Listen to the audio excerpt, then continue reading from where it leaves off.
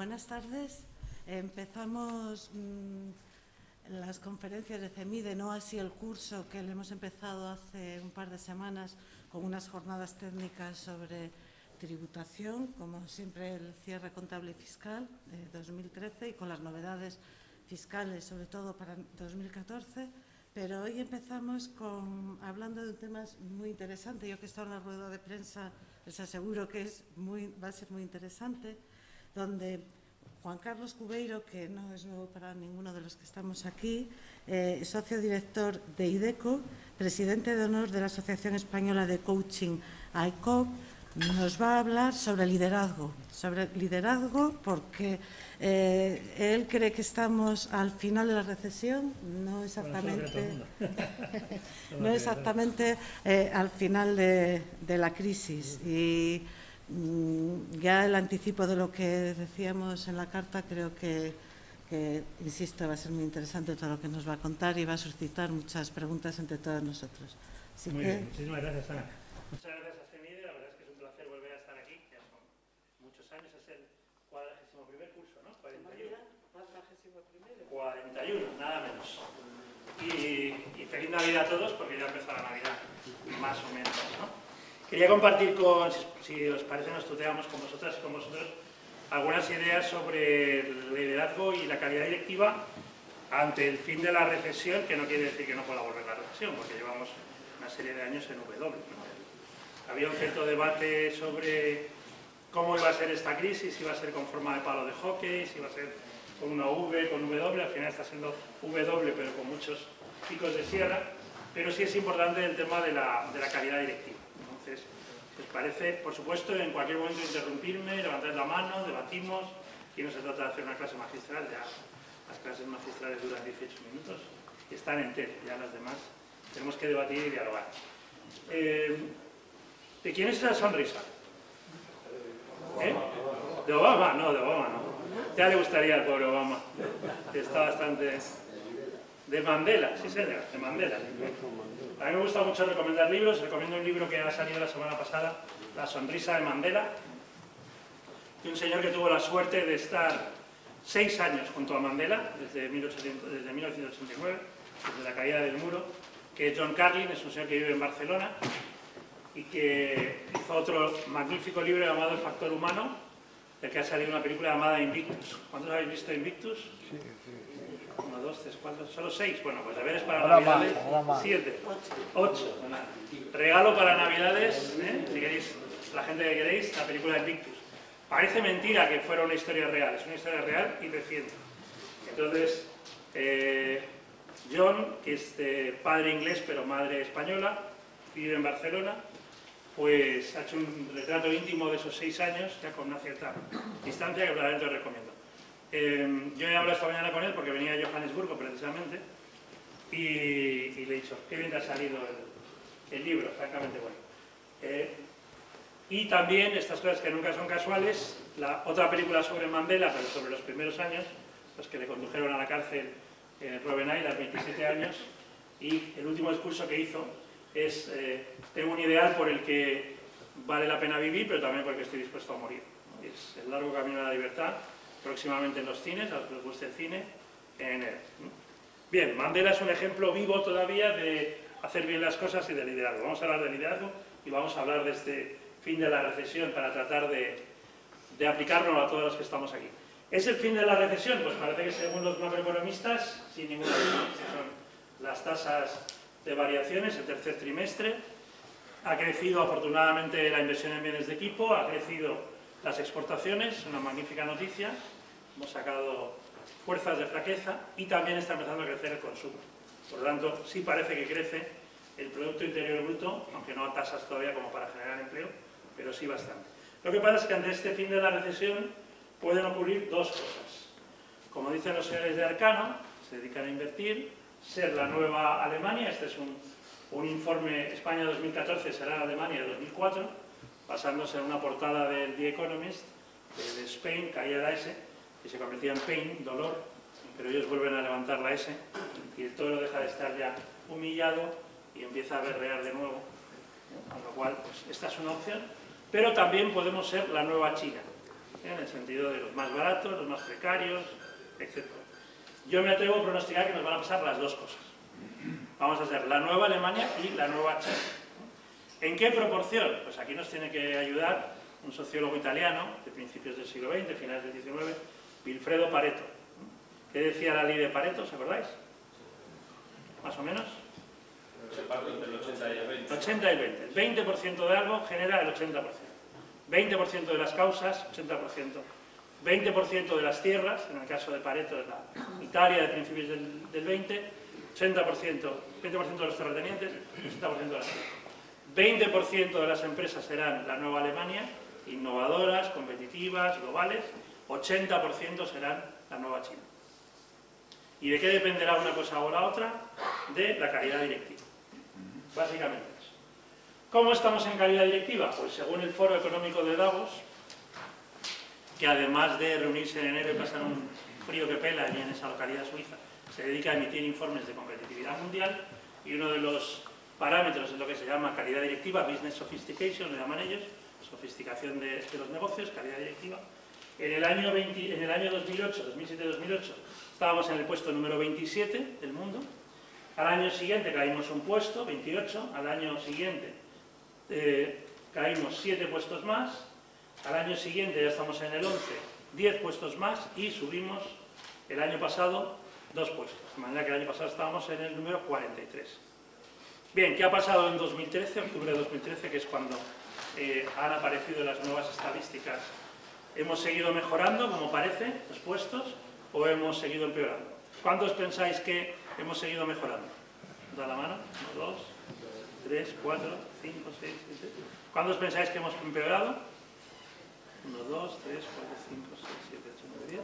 ¿Cuántos no saben o contestan? Bien. Esto no tiene que ver con ser optimista o pesimista. Luego hablaremos del optimismo. El optimismo es afrontar la realidad. Y la realidad es que hemos caído 8 puestos. Somos el número 51 en calidad directiva, siendo la 12ª economía mundial. Deberíamos estar los 12. Alemania, la nueva Alemania, Alemania es tercero del mundo en calidad directiva. Tenemos un serio problema de calidad directiva. Tan serio como que pensamos que el liderazgo se improvisa. Y el liderazgo no se improvisa. Hemos perdido 8 puestos. Puede ser porque no hemos mejorado lo suficiente, porque los demás sí han mejorado como nosotros no hemos mejorado. Esto no lo digo a los que venís aquí, lo digo a los que no han venido. Los que os tomáis la tarde para aprender juntos y compartir, pues seguramente estáis en posiciones mucho más altas. Pero esta es la realidad de la complacencia en términos de calidad. Esto es particularmente grave porque estamos, algunos decimos, en un cambio de época. No es una época de cambio, es un cambio de época. Lo decíamos hace 2 años cuando hablábamos de optimismo responsable. Una nueva época que algunos llamamos talentismo. El capitalismo ha sido una época durante 500 años en el que el capital ha sido la variable más importante. Y sin embargo ahora estamos entrando en una época donde el talento es lo más importante. Y esto lo sabéis los que sois empresarios o directivos. Si tenéis talento, tenéis posibilidades de crecer, tenéis posible expansión, tenéis proyectos que se financian, etc. Si perdéis talento, tenemos un problema muy serio.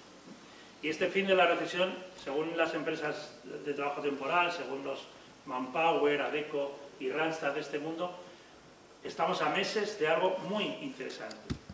Y es que el 40% de la gente se quiere ir de las empresas en las que está. Y simplemente está esperando que mejoren las cosas. Y algunos ya afirmáis porque lo sabéis. 40% de la gente más valiosa, evidentemente. Es un tema de fidelización, de talento. Luego, si queréis, hablamos. Por lo tanto, liderazgo. Liderazgo es una palabra que se mitifica mucho. En el caso de Mandela, pues son líderes verdaderamente espectaculares, magnánimos, especiales. Pero todos, quien más, quien menos, tenemos que mejorar este talento para influir en los demás, que llamamos liderazgo. Precisamente así es como me gusta definirlo. Talento para influir decisivamente en otras personas. Desde la credibilidad, desde la autoridad moral. No desde ser jefe. Ser jefe, pues sí, la gente obedece, cumple, pero te da poco más. Para ser la nueva Alemania hay que innovar, servir al cliente, superar las expectativas, hacer equipo, y todo eso va bastante más allá de ser el jefe. Y como decía la señora Thatcher, recientemente fallecida, Si tienes que decirle a la gente que eres una señora, es que no eres una señora. Si tienes que decirle a la gente que eres quien lidera el proyecto, la cosa va mal. Porque simplemente hay que fijarse y darse cuenta de ello. ¿Por qué esto que llamamos liderazgo, que se mitifica tanto, es tan importante? Pues básicamente por 4 variables. Y voy a empezar por la última. El llamado clima laboral. El clima laboral sabemos hoy científicamente que es el 44% de los resultados. 44%. Buenas tardes, Miguel Ángel y Jesús. Genial que vengan amigos siempre. 44% de los resultados, casi la mitad de los resultados. Yo tengo desde el 2006 la suerte de trabajar, o el honor de trabajar con la Federación Española de Fútbol, que no había ganado nada desde el año 64, y ganamos en 2008, 2010 y 2012, ganaron ellos.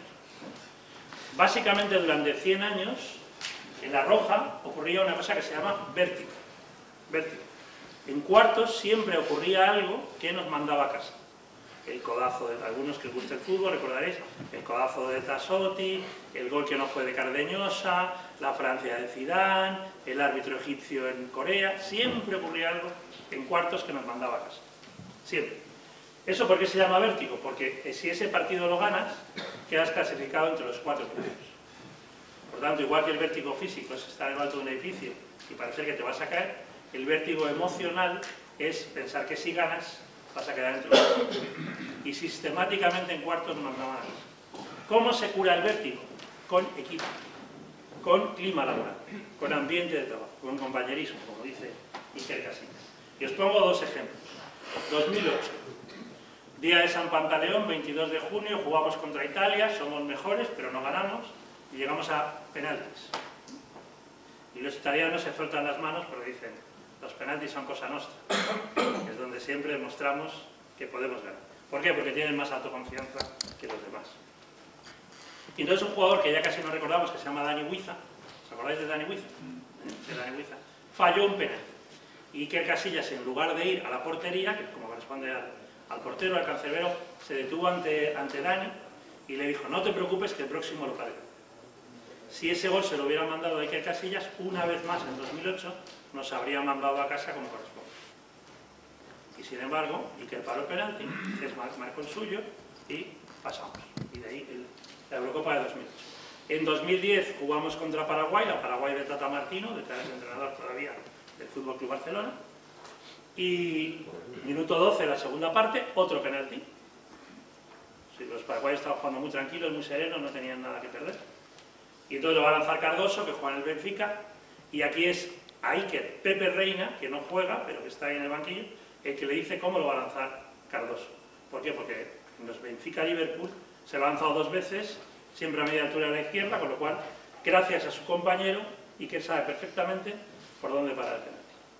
Cuando hablamos de clima, cuando hablamos de compañerismo, me estoy refiriendo a eso. El vértigo se cura con equipo. Y no se cura nunca en la individualidad. Por tanto, el clima laboral es, como digo, el 44% de los resultados y en un 70% depende de quién dirige el equipo. Es quien genera un clima de alto rendimiento o un clima irrespirable. En términos de aprendizaje, el 90% de lo que aprendemos, lo aprendemos de nuestra jefa o de nuestro jefe. Para bien o para mal. Porque el ejemplo hace al líder. Por tanto, aquello con lo que nosotros hacemos realmente es lo que importa. Como decía un pensador estadounidense, Wendell Holmes, lo que haces habla tan alto que no me deja escuchar lo que dices.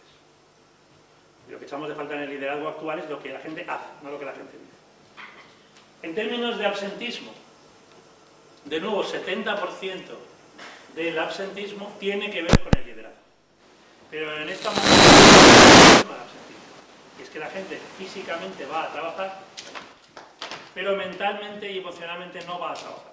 Es lo que se llama absentismo emocional, despido interior, muertos vivientes o zombies corporativos.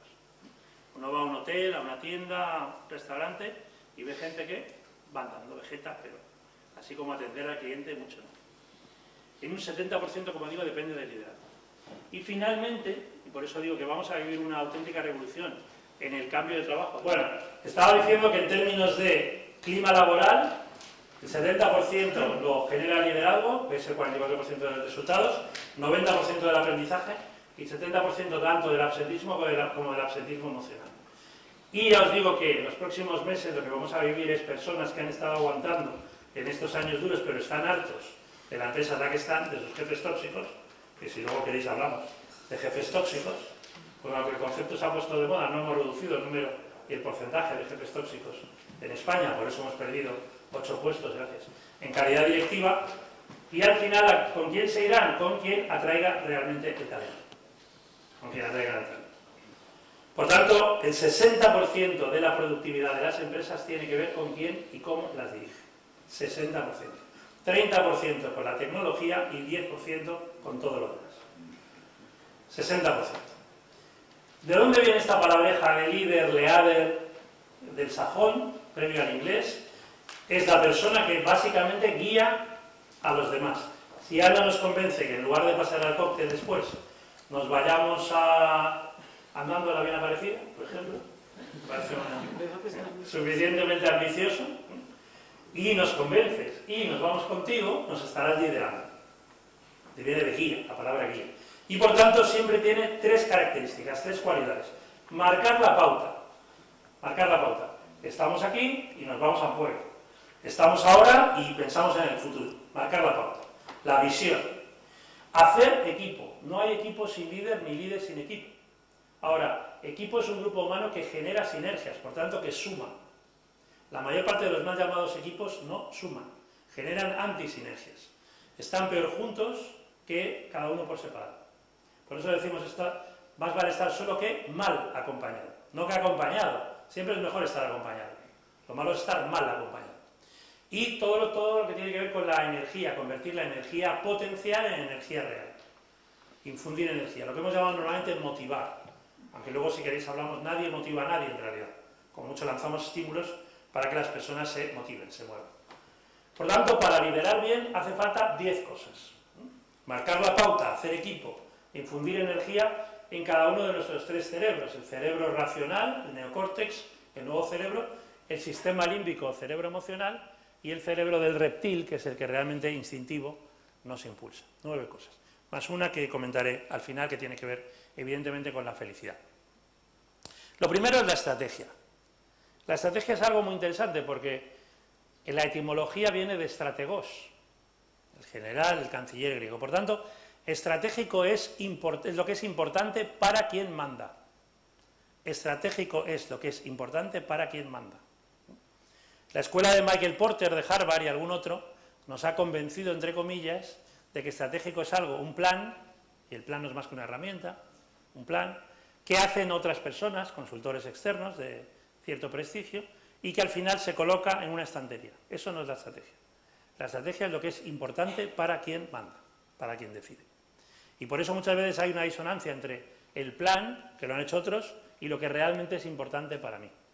Yo tengo que comunicar lo que es importante para mí y tengo que contárselo a todo el mundo, evidentemente. Da igual que seamos una gran compañía como que seamos emprendedores que acabamos de montar nuestra propia empresa. 3 grandes herramientas del siglo XXI para la estrategia. La primera, lo que se llama estrategia de océanos azules. ¿Cuántos estáis familiarizados con los océanos azules? Levanta la mano. Tú levanta la Miguel Ángel, que estás familiarizado. Que tú y yo hemos hablado de esto. Bueno, océanos azules es un planteamiento muy poético de 2 profesores del INSEAD de Fontainebleau, en París. Uno coreano, Chan Kim, y una francesa, Renata o René Maubogne, que han analizado movimientos estratégicos. Y dice que hay 2 tipos de movimientos estratégicos. El primero, que solo es 1 de cada 7, es lo que llaman océanos azules. 6 de cada 7 es océanos rojos. Océanos rojos, al final competir por precio. Somos prácticamente iguales unos a otros, nos pegamos de dentelladas, como los tiburones, como las pirañas, por eso el océano se llena de sangre, y al final somos mercaderías, commodities. Somos la nueva China, volviendo al... Océanos azules, somos percibidos por el cliente como algo único. Por lo tanto, es algo emocional, único. Ejemplo, el Circo del Sol. El Circo del Sol es carísimo, pero es lo mejor del circo y lo mejor del teatro. Ha reinventado el circo, tal como lo conocemos. Por lo tanto, océanos azules. Y para ello una parrilla, no vamos a dedicarle mucho tiempo, que llaman parrilla ERAC. ¿Qué eliminamos, qué reducimos, qué aumentamos y qué creamos? Cada uno de los que estamos aquí, que trabajamos en organizaciones, competimos con alemanes, con ingleses, con italianos, con estadounidenses, con chinos, que hacen su parrilla ERAC. Por tanto, que tratan de ser percibidos como únicos, no como los más baratos. Estrategia de Océano Azul. Evidentemente, el cuadro de mando integral. El cuadro de mando integral, Norton y Kaplan, de mediados de los 90, pero ahora es cuando más se utiliza, centenares de casos, básicamente es cuál es la secuencia estratégica. Para funcionar en el mundo de los negocios tenemos que tener clientes. Risto Mejido, en un libro que ha sacado la semana pasada, suena a Risto, ¿verdad? El malvado Risto, el juez. Bueno, acaba de sacar un libro muy interesante que se llama No busques trabajo, pero dice, busca un mercado, porque siempre hay un mercado. ¿Qué es un mercado? Un sitio con clientes con necesidades insatisfechas. Por tanto, el predictor de nuestro negocio siempre es contar con clientes. ¿Cómo podemos servir a los clientes? A través de procesos eficientes e innovadores. Y eso siempre depende de las personas, del talento. Los que me conocéis ya sabéis que suelo provocar diciendo que esto de que las personas son lo más importante de una compañía es mentira. Hay personas y personas, y lo he dicho en rueda de prensa también, ¿verdad? Personas y personas. Hay personas que aportan, que innovan, que crean, que trabajan en equipo, que generan buen clima, lo llamamos talento, y hay personas que son terroristas corporativos. Un terrorista corporativo es una persona que se levanta por la mañana para hacer la puñeta a su propia empresa. Es un ejercicio un poco de sadomasoquismo, en cierto modo, pero se calcula que el 17% de los empleados, y aquí España no es diferente a otros países, 17% son terroristas corporativos. Es decir, están absolutamente comprometidos con hacerte la puñeta, por los motivos que sean. Bien, y la tercera herramienta estratégica imprescindible es el tapiz, el canvas de los nuevos modelos de negocio. Los modelos de negocio actuales no tienen nada que ver con los de hace una década o 2 décadas. Por tanto, estrategia. Ejemplo del fútbol, la Bundesliga. La Bundesliga, este señor se llama Christian Seifert, es el director general de la Bundesliga, porque la Bundesliga, a diferencia de la LFP, la Liga de Fútbol Profesional, es profesional.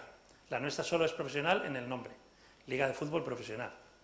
Los futbolistas son profesionales, pero los gestores no son profesionales. En la Bundesliga sí.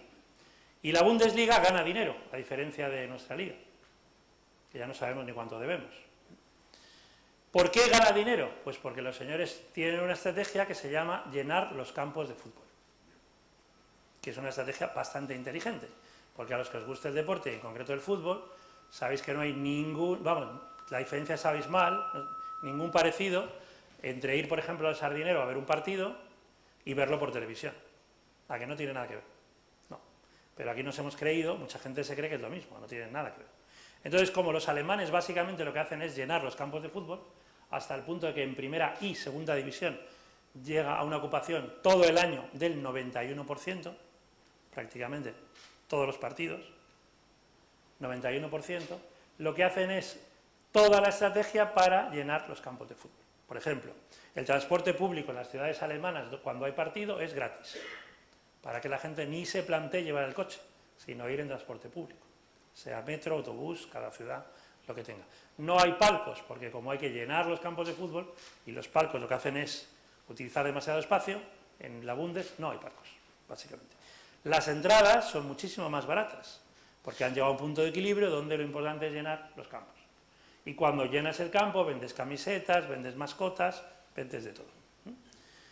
Bueno, esto lo ha contado Seifert, pero al final a los periodistas básicamente les ha interesado cómo va Guardiola y su alemán, qué pasó con Raúl cuando salió del Schalke.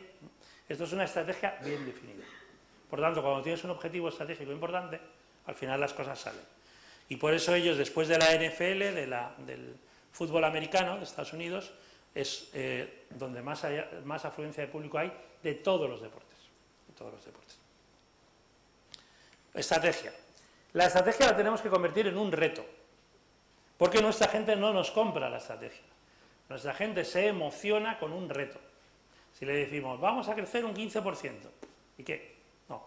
¿Qué vamos a hacer que nos ilusione, que nos emocione, que realmente nos guste?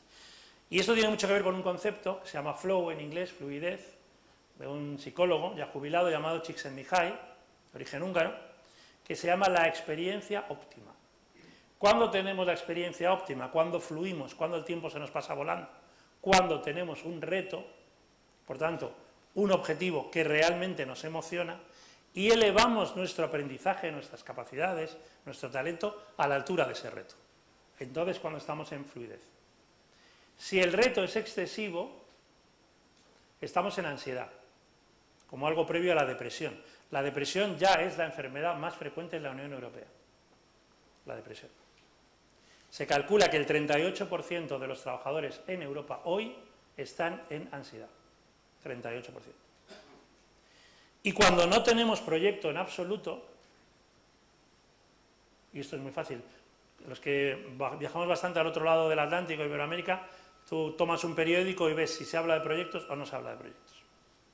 Yo he llegado esta mañana, he leído la prensa de aquí, y ya os podéis imaginar si hay mucho proyecto o hay poco proyecto, o hablamos de quejas o de qué. Si no hay proyecto, hay aburrimiento.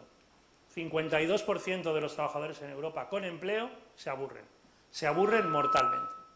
Gracias. Se aburren mortalmente. Por tanto, para la fluidez queda apenas un 10%. Ni siquiera es una proporción paretiana, no es el 20, es el 10%. Es muy importante generar un reto. Y si no tenemos tiempo para generar un reto, tenemos un problema muy serio como directivos. Porque entonces nuestra gente no va a dar lo mejor de sí misma, no va a elevar su capacidad, no va a fluir. Y el tercer aspecto, tenemos una estrategia marcando la pauta, la convertimos en un reto, es impulsar a los demás. El gran discurso de liderazgo, más allá del de Kennedy, que ahora se ha celebrado el 50enario, o el I Have a Dream, es el de la batalla de Agincourt. La batalla de Agincourt es una batalla que a nosotros no nos suena a nada, porque era entre ingleses y franceses. Los franceses la han olvidado, los ingleses la celebran, el día de San Crispín es fiesta. Es una batalla real, 1415, y la inmortalizó Shakespeare en su Enrique V. Por ejemplo, podemos ver la versión cinematográfica de Kenneth Branagh ya de hace algunos años, ¿no? ¿Cuántos habéis visto Enrique V de Kenneth Branagh? 2, 3, bueno, se puede alquilar, bajar, o como queráis, pero es una película o una obra de teatro mítica. Agincourt, los franceses, la Bretaña francesa, Enrique V está luchando por sus derechos dinásticos de territorio, pero los ingleses están jugando fuera de casa, son la tercera parte y están mucho más hambrientos. No había muchas posibilidades de que ganaran. Y básicamente el rey Enrique hace una cosa, que es por la noche disfrazarse de soldado, a palpar cómo está el estado de ánimo de las tropas. Y evidentemente sus tropas británicas están absolutamente desencantadas. Por dos cosas. Porque creen, primero, que el rey les va a fallar. Que cuando llegue el momento de la verdad va a pactar y se va a ir. Por lo tanto, ¿cómo se van a comprometer ellos si su rey no lo hace por ellos? Y segundo, como son muchos menos y están más hambrientos, piensan que no van a tener posibilidades. Y entonces, antes de la batalla, Enrique V, y esto fue real, dijo: os he escuchado, la escucha es muy importante en el liderazgo, os doy mi palabra de que voy a ser el primero en luchar, y así lo hizo. Y además, como somos menos, vamos a tocar a más gloria. Esto hay que decirlo con mucho convencimiento, porque si no, normalmente las tropas no se lo creen. Entonces, básicamente la batalla la ganaron, tuvieron muy pocas pérdidas, muy pocas bajas humanas por parte de los ingleses, y tomaron esa posición de Agincourt, lo cual fue definitivo a principios del siglo XV. Por lo tanto, el impulso siempre depende de dos cosas. Primero, de escuchar estratégicamente, escuchar de verdad lo que tu gente siente y lo que tu cliente siente, la escucha lo más estratégico que hay, y además de comprometerte tú el primero para que los demás se puedan comprometer. Fácil de decir y difícil de hacer, pero el liderazgo básicamente va de eso. Vamos al segundo bloque, equipo. Decía antes, un equipo es un grupo humano en el que se generan sinergias. Cometimos un error en 2008, que es prometerle al presidente Villar y a su equipo que cada vez que La Roja ganara un campeonato haríamos un libro. Llevamos 3. Yo creo que fui de los pocos que más o menos me alegré en el verano pasado, cuando ganaron 3-0 en la Copa Confederaciones, porque es que, bueno, no hay libro, por lo menos, ¿eh? Puedo defender lo que me queda de vacaciones. Pero ¿qué hemos aprendido en esta idea de Vértigo? Realmente lo importante que es el equipo. Lo importante que es hacer equipo, lo importante que es ser un equipo. Ser un equipo. Y ser un equipo, ya os digo, que no se improvisa, depende de una visión compartida, depende de algo tan difícil como la confianza, que es una cuenta corriente emocional, la vas generando en términos de emociones, de comprometernos, de verdad, como dice Xavi, que para mí es de los más inteligentes de todo este equipo, realmente creer una creencia que puedes ganar, porque si no crees que puedes, no lo vas a conseguir, es una expectativa sobre ti mismo, y al final cuando te acostumbras a ganar, siempre que no bajes la guardia y no pierdas el compás, pues lo puede seguir haciendo. El haber perdido la Copa Confederación es una buena noticia, en cierto modo, porque nos obliga a estar ojo a visor cuando lleguemos a Brasil en junio, cuando ya nos toque competir de verdad, y aprender cosas como, por ejemplo, el factor campo, que hasta ahora ni en Suiza, Austria, en 2008, ni en la otra Eurocopa, ni tampoco en el Mundial de Sudáfrica, donde contra Holanda, que era la metrópoli, realmente los sudafricanos estaban a nuestro favor, hemos tenido un campo hostil. En Brasil lo vamos a tener. Lo vamos a tener con cualquier selección sudamericana y lo vamos a tener, evidentemente, contra los anfitriones. Por tanto, equipo. Hay que dedicar esfuerzo para hacer equipo, ¿no? Desarrollar el equipo. Ligado al clima, ¿no? El clima es una mala palabra para hablar del clima laboral. El autor es Kurt Lewin, y básicamente Kurt Lewin lo que quería decir es que igual que hay un ambiente, un clima atmosférico, también lo había en un entorno de trabajo. Pero hay una gran diferencia, porque el clima atmosférico, primero, es impredecible, no deja de ser un pronóstico, sobre todo a 72 horas, y luego no depende de la persona. Sin embargo, el clima laboral es totalmente predecible y, como decía antes, en un 70% depende de quién dirige el equipo. 70%. Por tanto, son nuestras conductas las que generan el clima. Básicamente en variables como la claridad, explicarle a cada persona qué se espera de ella. Hay que dedicar tiempo a eso. O los estándares de excelencia, ¿qué significa un trabajo bien hecho? Esto lleva tiempo. El sentido de la responsabilidad, dar autonomía a cada persona. Le explico lo que hago, lo que hay que hacer, se delega en él o en ella y luego reviso cómo lo hace. La flexibilidad, no solo en las estructuras, sino en el comportamiento del día a día. ¿Qué es absolutamente innegociable y dónde se puede innovar de verdad? El reconocimiento y recompensa a lo que la persona hace y el propio espíritu de equipo. Y estas son, según Gallup, según McBain, según los grandes investigadores internacionales, las grandes variables de clima. Normalmente, sobre todo cuando la empresa tiene un cierto tamaño, caemos en una llamada trampa, que es el estudio de clima. Ah, sí, nosotros ya tenemos un estudio de clima. Un estudio de clima, ¿por qué es una trampa? Primero, porque es la media de la media de la media, de todos los promedios. En nuestra empresa el clima es 8 sobre 10. Bien. Es como decir que en España la temperatura hoy eran 12 grados. Aquí han sido 11, en Marbella habrán sido 18 o 20, ¿verdad? Porque el viernes tanto Ana como yo, por motivos distintos, estábamos por allí. En León pueden ser 2, en otro pueden ser 5 bajo cero. El clima de toda España no nos interesa mucho, nos interesa el de nuestro equipo, el de nuestro equipo. Y segundo, la encuesta de clima, como al final está ligada a la paz social, lo importante es quedar bien. Cuando lideras un equipo, lo importante no es quedar bien, es saber en qué tienes que mejorar. Está muy bien en qué sales, bien, pero lo importante es en qué tienes que mejorar, para seguir generando valor individual y colectivamente. Equipo, clima, y además los equipos tienen una dinámica. Parten de un momento de constitución, quién está dentro del equipo y quién está fuera del equipo, de adaptación. Aquí es donde debe surgir una catarsis, los equipos tienen que vivir una catarsis cuando se atreven a decirse cosas que hasta ahora no se han dicho, digamos, para romper el buen clima del equipo, y entonces es cuando se homogeneiza, se cohesiona y llega al alto rendimiento. Y todo equipo, como todo proyecto, sigue una curva de la S. Primero cuesta despegar, luego lanzamiento y luego en términos de asíntota.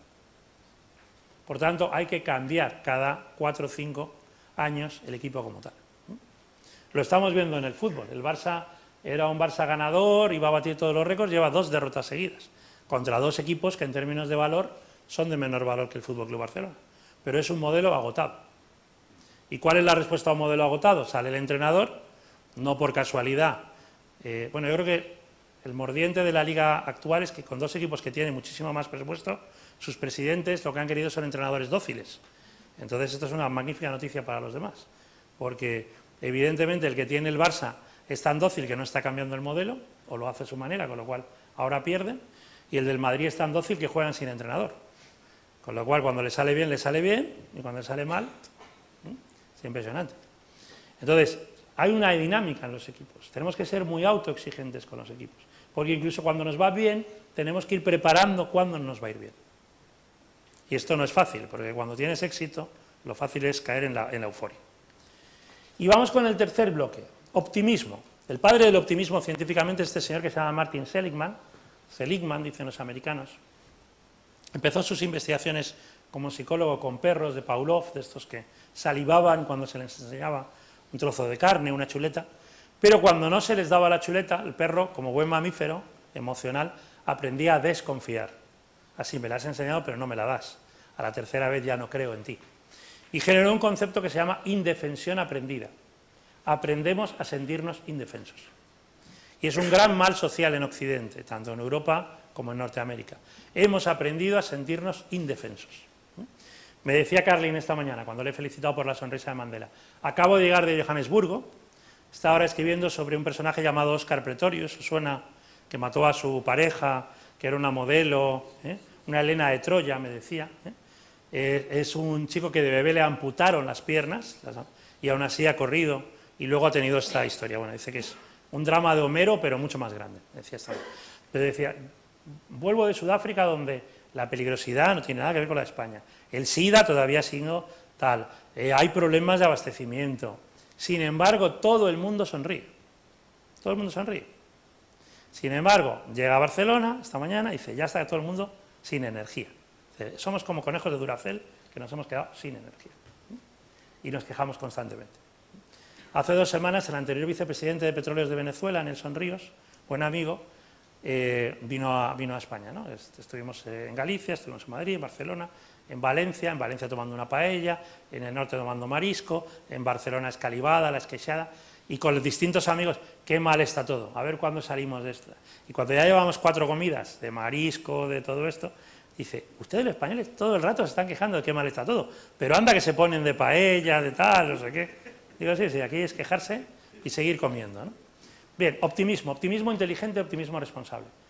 Las personas, me gusta repetirlo, las personas optimistas viven 12 años más que los pesimistas. Es un seguro de vida. Y, como dice Seligman, es un estilo explicativo de la realidad, de cómo hacemos lo que hacemos ahora bien, de cómo podemos hacerlo mejor, de qué aprendemos del pasado y qué esperanza tenemos hacia el futuro.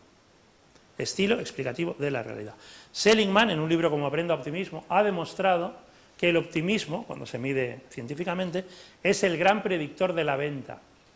Los buenos comerciales son optimistas. Y a todos que nos preocupa vender y al final que nuestros productos, servicios se compren, si lo que queremos es buenos comerciales, necesitamos gente optimista. No ingenua, no cándida, no naif, pero sí optimista. Que afronte lo que hacemos bien y lo que podemos hacer mejor. Ahora estamos casi al revés, ahora que han salido las memorias de Zapatero, de Solbes y tal. Esta mañana estaba Miguel Sebastián en Espejo Público, me he quedado fascinado, porque dice, ¿y en el gobierno Zapatero? Digo, si estaba él. ¿Qué pasa? ¿No estaba? Pretende que nos olvidemos que estaba, como si fueran otros. Hay que asumir la responsabilidad. ¿Qué hicimos bien y qué pudimos hacer mejor? Pero no soltar balones fuera. Eso no es ser optimista, eso es otra cosa. La ilusión, que viene de ludere, que quiere decir jugar en latín. Te ilusionas cuando juegas. Por eso el deporte nos gusta tanto, porque no deja de ser un juego. En la mayor parte de los idiomas, illusion es engaño. Un mago es un ilusionista, te está engañando, te está mostrando algo, otra visión realmente. Pero José de Espronceda, por eso está aquí, en 1840, en un poema, se le ocurre que ilusión puede ser algo que, si se cumple, genera mucha satisfacción, genera gran alegría. Y de ahí el gran filósofo Julián Marías, en el breve tratado de la ilusión, dice, el verbo de la ilusión no es ilusionarse, es desvivirse. Porque cuando algo te ilusiona, te dejas la piel por ello. Por tanto, cuando hablamos de ilusión, no es a ver si se cumple, como la Lotería Nacional, a ver si me toca. No, no. ¿Qué haces para que te toque? De hecho, es muy curioso, ahora que está de moda el coaching de todo, tanto Lotería Nacional como la ONCE, con el cupón, siempre tienen la tentación de hacer un libro sobre aquellos que les tocó la lotería o el cupón. Y acaban no haciéndolo. ¿Por qué creéis que acaban no haciéndolo? ¿Por qué no hacen un libro sobre lo maravilloso que es que te toque la lotería y que ya seas feliz y no te tengas que ocupar del dinero? Porque acaban mal. ¿En qué proporción? 80-20, sí señor. 80% de personas que les toca de golpe dinero que no esperaban, entran en un gasto marginal, que diríamos los economistas, no asumible, porque no se genera renta. 80%. Por lo tanto, lo importante no es que te toque la lotería, es que alguien te enseñe, te ayude, te haga coaching para qué haces cuando te toca la lotería. Se lo pienso contar a Xavi Gabriel, a de la Bruja de Oro, porque, pues, oye, cuando te toque en SOR la lotería, asígnale un coach para que además sepa qué hacer con el dinero, ¿no? Y precisamente el coaching, ¿no? Este es un libro, ¿Por qué necesitas un coach?, un libro de contenidos del año pasado, que pidió Planeta, sobre todo este tipo de cosas. Coach es el coche, es el carruaje, es transportar a alguien desde donde está hasta donde quiere ir, como hace un coche, un carro, un auto, cada uno como lo llamamos. ¿Qué pasa con el coaching? Que está demostrado que mejora hasta en un 70% el desempeño cuando tienes a alguien que te echa una mano en un proceso de acompañamiento, mejora en la gestión, mejora en tu propia administración del tiempo, casi el 60%, y mejora en más del 50% la productividad de los equipos. Por eso algunos decimos que un directivo sin coach es como un deportista autodidacta. A Rafa Nadal no se le ocurriría ir sin su tío Tony a competir en el circuito, no se le ocurriría. Y sin embargo se nos ocurre en el mundo de los negocios ir a pecho descubierto, improvisar y a ver qué se me ocurre. Y entonces las cosas pues no salen, porque básicamente el desarrollo del talento que hemos llamado coaching, es un acelerador de nuestro aprendizaje, ni más ni menos que eso. ¿Qué es un coach y qué no es un coach? Es un espejo, es la metáfora que normalmente utilizamos, un espejo que transmite una determinada imagen, qué haces bien y qué podrías hacer mejor. No es un amigo, el amigo te ayuda, el amigo te dice cosas, pero sobre todo, si por ejemplo bebes mucho, pues el amigo lleva el coche por ti. No pretende que tú te comprometas para beber menos en el futuro, no va de eso los amigos. Un amigo es un posibilitador, te deja. El coach, la coach es un facilitador del desarrollo, no es un confesor. No emitimos juicios de valor. Actúa con generosidad. La generosidad es la cualidad más importante de los nuevos tiempos. Volviendo a la sonrisa de Mandela, Carlin, que estuvo 6 años con él, dice, lo que más me enseñó Nelson Mandela, y su hijo se llama Nelson, por algo, es generosidad. La generosidad es inteligente. La generosidad es altruismo. Es que el interés de la otra persona te mueve tanto más que el tuyo propio. No es un consejero. Un consejero de una sociedad evalúa. Por lo tanto, toma decisiones, dice lo que hay que hacer. Un coach, una coach te ayuda a descubrir puntos fuertes y oportunidades de mejora. No te da la solución. La solución la tenemos que conseguir cada uno de los que nos dedicamos o queremos o actuamos, dirigimos. Es alguien que te ayuda a desarrollarte, no es la estrella, siempre está al servicio, a disposición del directivo, del empresario, sirve para pensar en el futuro, no en el pasado. Pasado está, pero lo importante es el futuro, no ser protagonista, y es un catalizador, consigue acelerar la reacción, como digo. No es un psicólogo, está bien que un coach sepa de psicología, de comportamiento humano, pero la psicología es una ciencia que se dedica a otras cosas, a traumas, a fobias, y por tanto interviene. El coach, la coach no interviene, es un espejo y te ayuda a que tú te marques tus propios objetivos. Y evidentemente no es un psiquiatra, el psiquiatra se dedica a otro campo básicamente. Cuando el líder, la líder, capacita a otros, básicamente hace 4 cosas. Genera reflexión. En el tiempo actual hay muy poca reflexión, por eso los blogueros somos 6 veces más creíbles que los periodistas en estos momentos. Porque quien más, quien menos en un blog trata de introducir reflexión. Esto es lo que pienso sobre algo. Y sin embargo, muchas veces lo que tenemos es información que no sabemos a dónde nos lleva. ¿Reflexión para qué? Para el descubrimiento, para el eureka, para el ajá, para el lo encontré, para ese chispazo, para convertir lo inconsciente en consciente. Y esto de utilizamos el 5% del cerebro, 10% del cerebro, 1% del cerebro, utilizamos todo lo que podemos. Ahora, ¿qué parte es consciente y qué parte es inconsciente? Las investigaciones son muy recientes, son del año pasado. Cada segundo, inconscientemente, recibimos 11 millones de bits de información. 11 millones. Cada segundo. 10 millones básicamente por la vista, 1 millón por el resto de los sentidos. ¿Qué pasa con los invidentes? El otro día estaba con los deportistas olímpicos. Lo que han hecho es reconvertir esa percepción inconsciente al resto de los sentidos. Por ejemplo, uno me dijo, vamos a tomar un café, oye, ¿me acompañas a...? Y en realidad yo no le estaba llevando, invidente al 100%, sino me estaba llevando él a mí. Y me dice, avísame solo si aparece un Toyota híbrido. porque estos no los escucho. Todos los demás coches sabía perfectamente qué modelo de coche era. Lo veía, entre comillas, antes que yo. Pero parece que Toyota, ahora está la 11 negociando con Toyota para que haga algún tipo de ruido, porque si no hace ruido, el invidente no lo capta. 11 millones inconscientes. Conscientemente, cada segundo captamos 40 bits de información. Fijaros la proporción entre 11 millones y 40. Por tanto, ¿qué tenemos que hacer? Llevar al consciente, darnos cuenta, buena parte de la información que tenemos inconsciente y que nos sirve para resolver intuitivamente. Descubrimiento, pero luego hay que llevarlo a un plan de acción. La realidad, la acción. Lo que llama José Antonio Marina la inteligencia triunfante. Hay una inteligencia fracasada, que es saber algo y no hacerlo, no ser valiente.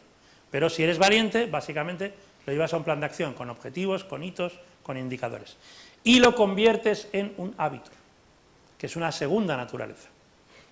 Segunda naturaleza. Hay una primera naturaleza, que es la de los primeros años. No es genética, pero es la de los primeros años. Pero hay una segunda naturaleza, que son los hábitos que cada uno nos otorgamos porque queremos. Salud. Por tanto, esa es la labor, el apoyo del coach. Cuando hicimos la doctora Leonor Gallardo y yo, Mourinho versus Guardiola, ya ninguno de los dos está en la Liga Española, pero ahí sigue. Es muy curioso, Mourinho es como un fantasma del padre de Hamlet. El otro día, cuando se clasifica Portugal, estuve escuchando algún canal portugués y hablaban de Mourinho. Y dices, bueno, si Mourinho se ha jugado Cristiano Ronaldo, no Mourinho. Pero bueno, Mourinho sigue ahí. Cuando estaban uno en el Barcelona y el otro en el Real Madrid, nos sorprendió positivamente que era mucho más lo que tenían en común que lo que no tenían en común. Lo que no tenían en común era muy visible, eran las ruedas de prensa, pero lo que tenían en común eran 10 cosas como estas. La persona que lidera desarrollando el talento de los demás, básicamente primero sabe mandar. El liderazgo va de criterio, va de mandar, va de innegociables, va de esto sí y esto no. Esto es lo que elijo y esto es lo que descarto. Ahora hay que hacerlo con respeto, con buena voluntad. Y volvemos a Mandela. Mandela tenía una idea muy clara de lo que llamó la nación arcoíris, la construcción de la nación. No hablaba de blancos, no hablaba de negros, hablaba de construcción de la nación. Y, por ejemplo, tenía una idea muy clara de que solo iba a estar un mandato presidencial. Lo que pudiera hacer en esos 5 años es todo lo que iba a hacer. Él no se iba a perpetuar en el poder, sobre todo porque llegó a los 75 años y no quería tampoco seguir ahí. Evidentemente, la autoridad moral y la credibilidad. El liderazgo hay que conquistarlo, hay que ganarlo constantemente. No se otorga, se gana, se conquista. El tercero, lo he dicho antes, es escuchar con suma atención. A veces decimos escucha activa, es escucha atenta. En castellano, atención quiere decir amabilidad y quiere decir concentración. Muy importante. La serenidad, el componente emocional de tomarse las cosas con calma. Luego hablaremos de la resiliencia, de la perspectiva. La humanidad, tratar a todo el mundo con sumo respeto. Anticipar el éxito. En la medida que tenemos unos objetivos claros que queremos, vamos a por ellos, lo vamos a lograr, etc. Prescindir de tóxicos, prescindir de personas tóxicas, de esas personas que elevan la presión arterial, porque son mentirosas, porque son cambiantes, porque son gritonas, porque no puedes con ellas, una media de un 13%, y elevan el riesgo de infarto de miocardio un 35%. Es muy peligroso el tema de los tóxicos. ¿Qué hizo Guardiola, por ejemplo, con Deco, Ronaldinho y Eto'o? Decir, yo no los quiero en mi equipo. De 2 prescindió en la primera temporada y del tercero en la segunda. Poner el foco en el cliente. El cliente es quien paga. Quien paga. Y como dice Mauricio Carlotti, ahora que Antena 3, A3 Media, ha sido líder en el último mes, en noviembre, Carlotti dice, si vas a una fiesta y no sabes quién paga, acabas pagando tú.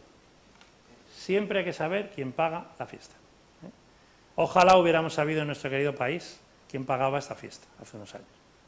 Algunos siguen sin saber quién paga la fiesta y algún día diremos hasta aquí, porque ya no queremos pagar más esta fiesta.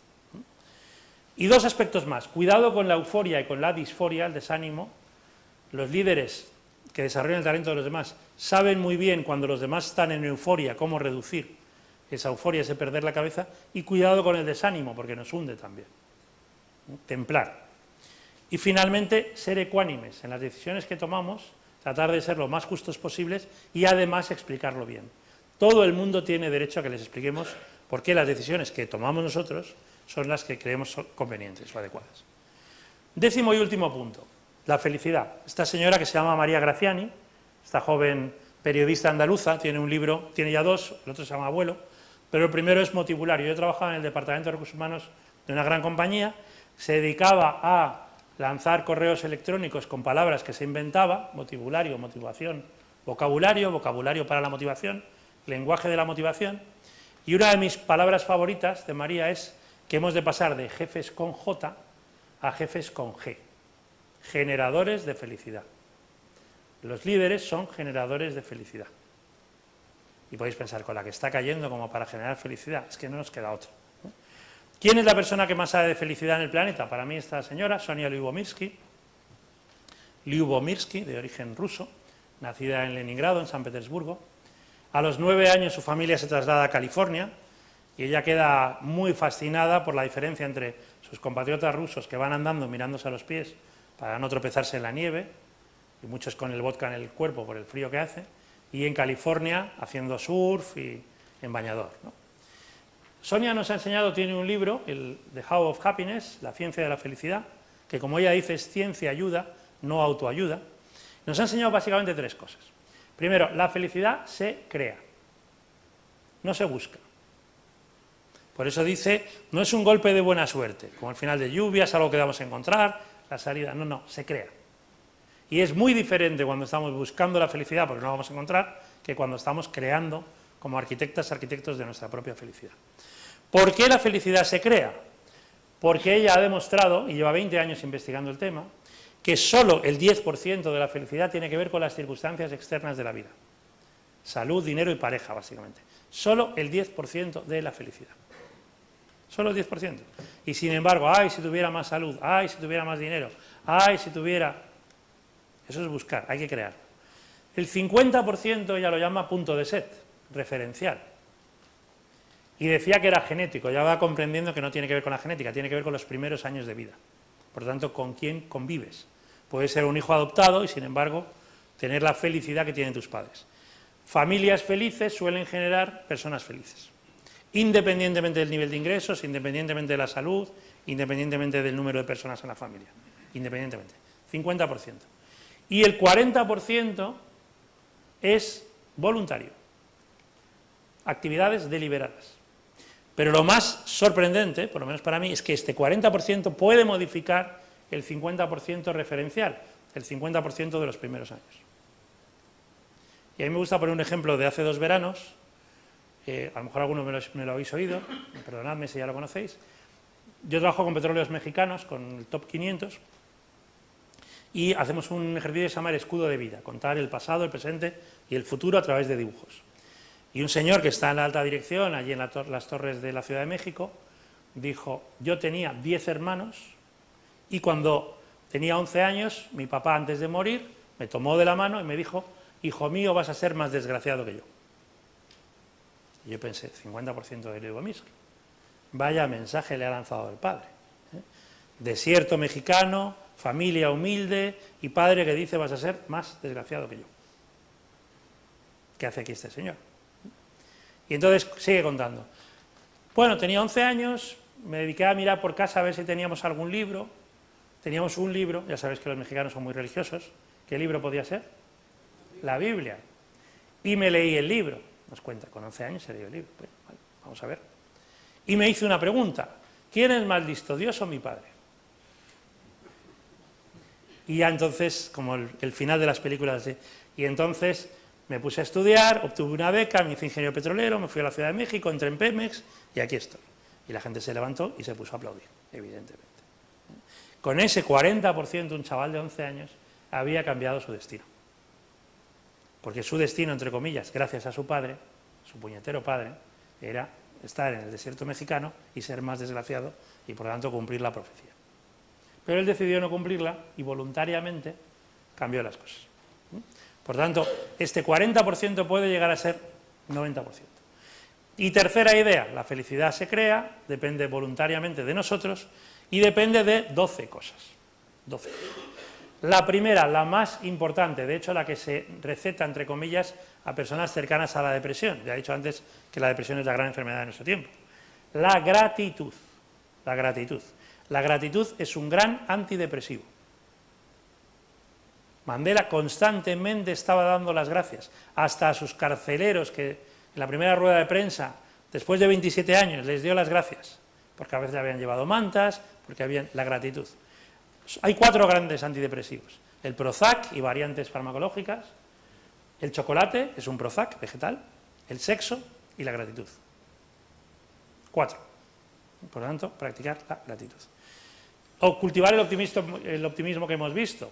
El optimismo se aprende, desgraciadamente aprendemos a ser pesimistas. De hecho, cuando se mide nos damos cuenta que somos menos optimistas de lo que nos queremos. Hay que cultivarlo. Evitar darle demasiadas vueltas a las cosas, que esto normalmente nos gusta mucho. Lo pasado, pasado está. ¿Qué ha aprendido, por ejemplo, Rafa Nadal de su tío Tony?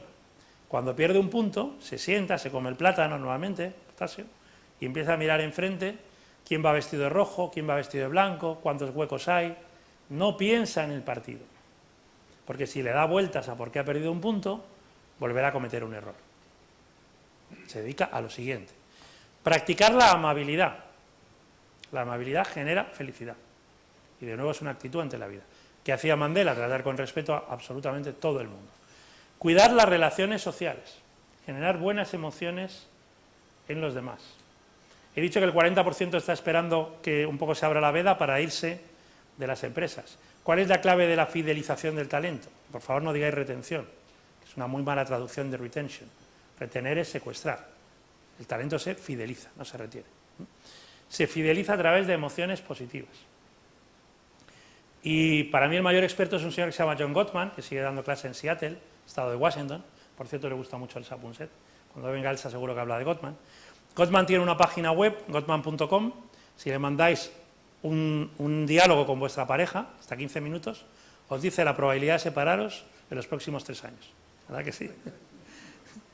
Acierta el 97%. ¿Tú lo has mandado? Ah. ¿Te estás refiriendo a Goleman? No, Gottman, John Gottman, no Daniel Goleman. John Gottman. Inicialmente experto en terapia de pareja y ahora en fidelización de talento en general. ¿Qué ha descubierto Gottman? G-O-T-T-M-A-N. Que las parejas estables, pero vale para cualquier interacción humana, hacen 2 cosas. Hablan al menos 5 horas a la semana de cosas aparentemente intrascendentes. Aparentemente intrascendentes. Pues, por ejemplo, personas que llevan más de 50 años casadas y te dicen, ¿no? Y cuando vengo de trabajar, tomo de la mano a mi marido o a mi esposa y nos damos un largo paseo. Por el Sardinero. ¡Ah, qué bien! No, es que esa es la clave de la fidelización. Ese paseo, ese estar hablando de cosas en principio que no tienen valor. En el mundo de las organizaciones, cuidado, porque para supuestamente mejorar la productividad nos cargamos la máquina de café, nos cargamos las comidas, nos cargamos las cenas de Navidad, y todo eso va en contra de la fidelización del talento. Hablar de fútbol, o hablar de Jesulín de Ubrique, o hablar de lo que sea, es muy bueno para la fidelización de talento. Pero lo que ve Gottman en el vídeo es que al menos se generan 5 emociones positivas por cada emoción negativa. Y en el mundo organizacional de las empresas al menos pedimos que nuestra jefa o nuestro jefe genere 3 emociones positivas por cada emoción negativa. Si no lo hace, es cuando aprovecharemos la menor oportunidad para salir de la compañía. Y nos queda la segunda mitad, desarrollar estrategias de aguante, de serenidad, de respiración, de yoga, de pilates, de lo que queráis. Aprender a perdonar, evitar el resentimiento. Evitar el resentimiento. En Sudáfrica, 14 años después de que Mandela saliera de la cárcel, había un museo del apartheid en Johannesburgo. Tuve la suerte de visitarlo. Aquí todavía no hemos hecho un museo de la guerra civil. No hemos curado ese resentimiento. No lo hemos curado. Por lo tanto, esto de perdonar parece fácil, pero no lo es. Es evitar el resentimiento, eliminarlo. Fluir más, que hemos hablado antes, practicar el saborear las alegrías de la vida. Esto es muy curioso. Lo solemos hacer cuando viene alguien de fuera de Santander, de fuera de España, pero si no, muchas veces, qué bonito Santander, pero te lo tiene que decir alguien que viene de fuera, porque si no, no lo vemos, ya no lo saboreamos. Comprometernos con nuestros objetivos. Ahora que parece que viene la carta de los Reyes Magos, pues tenemos que marcarnos objetivos individuales y colectivos. Practicar los valores religiosos, espirituales, cada uno los suyos. Ocuparnos de nuestro cuerpo, ejercicio físico, genera endorfinas, hormonas de la felicidad, y ocuparnos de nuestro alma, de nuestra mente, ejercicio mental. Seguir utilizando el cerebro todo lo que podamos.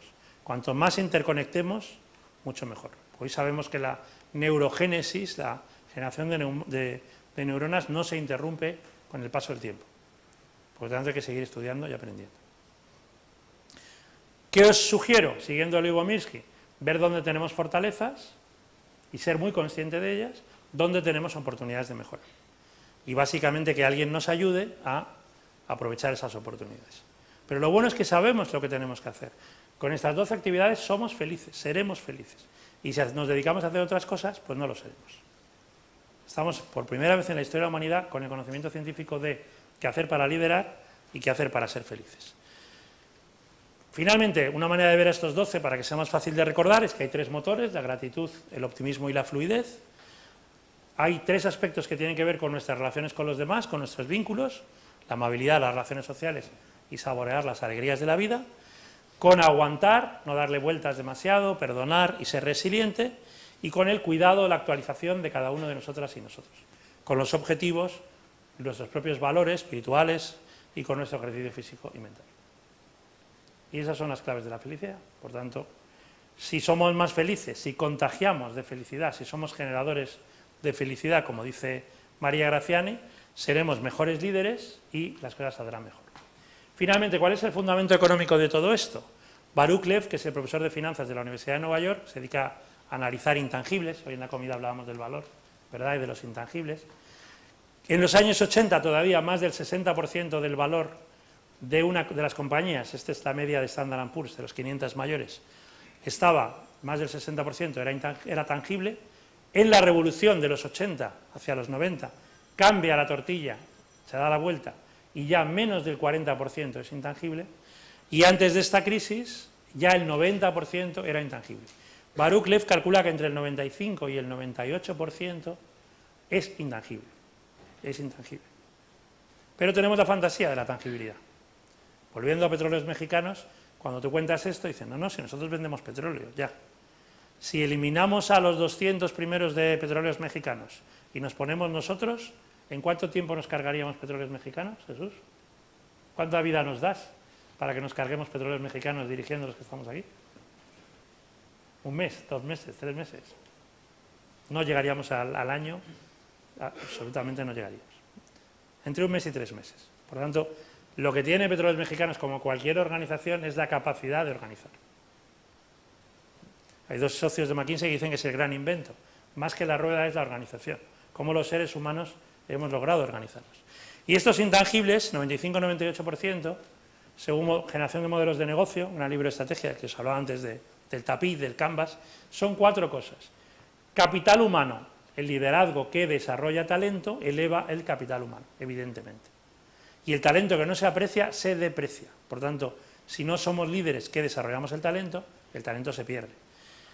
La marca es una promesa de valor. Por tanto, cuando lideramos un proyecto interesante, estamos generando esta marca. Y esto es muy importante. El capital clientes, tener clientes satisfechos, encantados de la vida, que son nuestros mejores vendedores. Y ya no funciona esto de un cliente satisfecho se lo dice a 5 y un insatisfecho se lo dice a 15. Un cliente satisfecho o insatisfecho con Twitter es un arma de destrucción masiva. Porque todo eso se retuitea, se comparte y todo eso. Y expectativas de futuro. Si hablamos de lo bueno, la gente tendrá buenas expectativas de nosotros. Y si no hablamos de lo bueno, las tendrá malas. El otro día estaba con el director general de Tour España y es curioso, 82% de los visitantes extranjeros que llegan a España recomiendan España. 82%. Lo cual es fantástico. Nuestros mejores vendedores. Ahora, ¿qué porcentaje en los países emergentes, en Asia, en Rusia, nos conoce? Y podemos decir, nos conoce todo el mundo, el 100%. Nos conoce en términos turísticos el 28%. Por lo tanto, en términos turísticos no tenemos un problema de que la gente no esté encantada cuando viene. Es de que venga. ¿Me explico? Tenemos que contar lo que hay aquí para que la gente venga y entonces se lo contará a sus amigos. Pero si no conseguimos que la gente venga, al final van a repetir los mismos y se lo van a decir a los mismos. Por tanto, ya acabo. El liderazgo conecta con los resultados de negocio por 4 aspectos. Primero, porque hay que fidelizar el talento a través de las emociones. captar y mantener el talento que tenemos para desarrollarlo. Todo el primer bloque. Como el talento es capacidad por compromiso, tenemos que generar compromiso. El compromiso solo se genera con un proyecto ilusionante y con personas creíbles. Si no, nadie se compromete. Si no hay proyecto y no hay líderes, nadie se compromete. Lo más eficiente, ahora que nos preocupa tanto, no es recortar, es el orgullo de pertenencia. Porque cuando te sientes orgulloso de quién eres y de lo que tienes, no malgastas. Y cuando consideras que te estás tirando con pólvora del rey, evidentemente dilapidas. Orgullo de pertenencia. El liderazgo tiene mucho que ver con el orgullo de pertenencia. Y finalmente, para tener comerciales que sean los clientes encantados de la vida, tenemos que compartir las mejores prácticas. La excelencia, que es una palabra casi olvidada, superar las expectativas del cliente. Conocer qué expectativas tiene y darle más de lo que está esperando. Tan simple como eso. Si fidelizamos talento, generamos compromiso, fomentamos orgullo de pertenencia y compartimos las mejores prácticas para la excelencia, nos va bien. Si perdemos talento, si nuestra gente no se siente orgullosa, no hacemos las cosas excelentemente y no nos comprometemos, no nos puede ir bien. El éxito no es por casualidad. Por tanto, es una cuestión de mérito. Desde la selección, y todavía en España el 35% de la selección no es profesional, es, bueno, mira, que me han dicho que que tal, que no, alguien que conozco, un amigo, alguien que es obediente, que es calladito, no captamos a los mejores, todavía en un 35%. Estrategia y dirección por objetivos. Tenemos que acabar con el presencialismo, no con el presentismo. El pasado fin de semana alguno llamaba presentismo. Presentismo es del presente, presencialismo es de la presencia. Presencialismo se cura con dirección por objetivos. Tenemos que gestionar de verdad el desempeño de nuestra gente, es importante.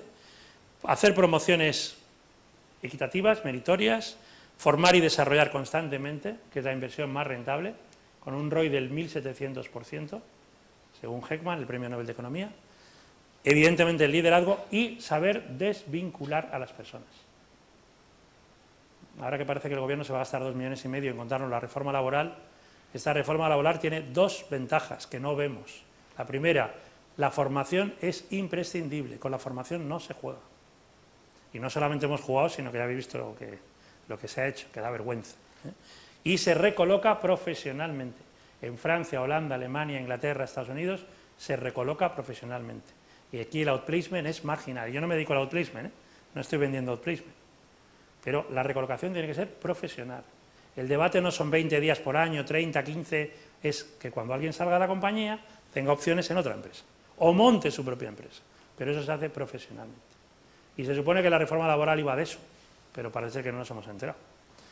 Bueno, pues básicamente, para resumir y compendiar, la calidad directiva va a tener una visión estratégica de verdad, convertirla en un reto e impulsar a todo el equipo hacia esa visión, hacer equipo con un clima de alto rendimiento, satisfacción, rendimiento y desarrollo, y de manera que dinamicemos el propio equipo, generando optimismo con ilusión, y la ilusión hay que analizarla y medirla, practicando el desarrollo del talento, el coaching, y como generadores de felicidad.